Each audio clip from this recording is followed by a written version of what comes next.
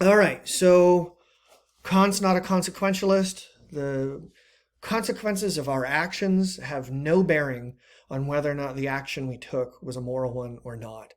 He doesn't care about the results of our actions. He cares about the act itself, the quality of the act itself. But he doesn't care only about the act itself. He cares also about the motivations or the intentions of the person taking that action. And in fact, he would say that just because you did the right thing doesn't necessarily indicate that you're a good person. Because a good person who does the right thing for not the right reason isn't necessarily a bad person. We just can't say that they're a good person. It has to be the right motivation coupled with the correct action in order to draw the conclusion that this is a good person or a moral person. So, of course, that raises the question, what am I supposed to be motivated by, Kant? What is my intention supposed to be? And Kant has a concept of goodwill.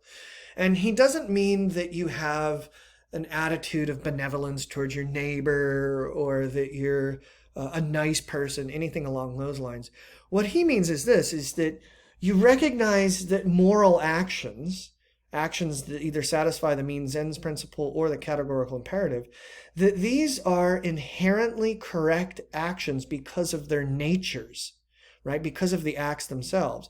And so the proper motivation is to do these things because they're the right things to do, and you want to do them for that reason. You want to will as much good into reality as possible through your actions, and you recognize that these actions are good in themselves, all right? So if you think about other kinds of qualities that we can have, like courage, can you have too much of it? Yeah. You can turn into kind of recklessness and foolhardiness. Can you be too generous? Yeah. You may find yourself poor and in needing of help from others. Can you be too sympathetic? Yes, absolutely. You can paralyze yourself with sympathy and not actually be able to help out a person in need.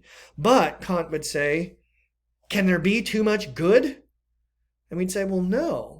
We want there to be as much good as there can possibly be for itself. And so when we take these actions that are the morally correct actions, we're creating good, right? We're creating good in reality. And so our motivation for taking these actions should be to will as much goodwill into, or will as much good into existence as is possible. So let's say you're confronted with this situation where a child is drowning right in front of you, and you recognize that you have the option of very easily saving this child from drowning. What's the proper motivation?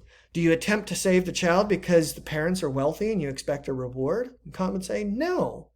That's selfish. That's self-interest. And that is not the motivation of wanting there to be as much good in reality as possible.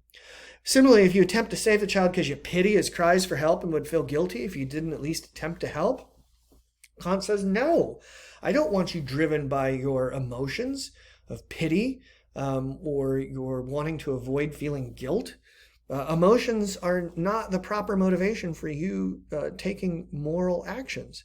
Instead, Kant would say, I want you to attempt to save the child because it's your duty to help others when you can, right? Because if everybody always helped everybody else when they were able, things seem to make sense logically in the universe that we live in. So Kant would say, this is why I want you to save the child. I want you to save the child because you recognize you have a duty to do the right thing for its own sake.